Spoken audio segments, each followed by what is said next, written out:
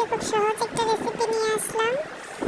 ঘরে থাকা একদম সামান্য কিছু উপকরণ দিয়ে আলু আর আটা, ব্যাস মজাদার একটা নাস্তা রেডি। এখানে আমি আলুটা ভর্তা করে একটু ভেজে নিয়েছি আর আটাটা আগেই ডো বানিয়ে রেখেছিলাম। রুটিটা খুব বেশি পাতলাও না ভারীও না, এভাবে বানিয়ে নেবেন।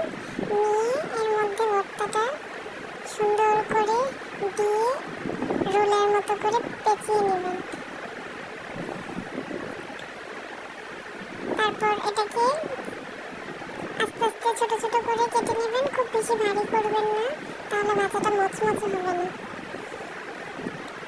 কেটে এবার একটা ডিম ফাটিয়ে নিতে হবে। আমরা এটাকে একটু চাপ দিয়ে নেব একটা সুন্দর শেপ দেওয়ার জন্য, অনেকে এটা না দিলেও পারেন। তারপর একটা ডিম ফাটিয়ে নিয়ে ডিমের মধ্যে রোলগুলোকে ছোট ছোট স্লাইড করে রাখা রোলগুলোকে ডিমের মধ্যে ভিজিয়ে আমরা তেলে দিয়ে দেবো, ব্যাস রেডি। খুব সহজে কম সময়ে কম উপকরণে একটা মজাদার নাস্তা রেডি।